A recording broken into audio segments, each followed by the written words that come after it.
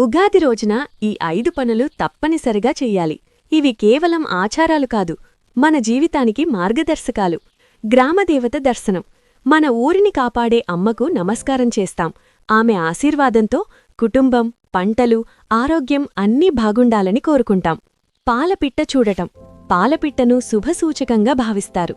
ఉగాది రోజున దీన్ని చూడటం వల్ల సంవత్సరం మొత్తం అదృష్టం, విజయాలు వస్తాయని నమ్మకం. ఉగాది పచ్చడి తినటం. ఇందులోని 6 రుచులు తీపి, చేదు, పులుపు, ఉప్పు, కారం, వగరు మన జీవితంలోని సుఖాలు, కష్టాలు అన్నీ గుర్తుచేస్తాయి. పంచాంగం వినటం. కొత్త సంవత్సరంలో గ్రహాల ప్రభావం ఎలా ఉంటుందో తెలుసుకుంటాం. దీంతో మనం ముందుగా సిద్ధమవ్వచ్చు. కొత్త బట్టలు ధరించటం. ఇది కొత్త ప్రారంభానికి సంకేతం. మన జీవితంలో కొత్త ఆశలు, కొత్త లక్ష్యాలు ప్రారంభమవుతాయి. ఇవి మన సంప్రదాయాలు కాదు, మన జీవితం. మీరు ఈ 5లో ఏవి ఫాలో అవుతారు? కామెంట్ చేయండి. ఇలాంటి వీడియోస్ కోసం సబ్స్క్రైబ్ చేయండి.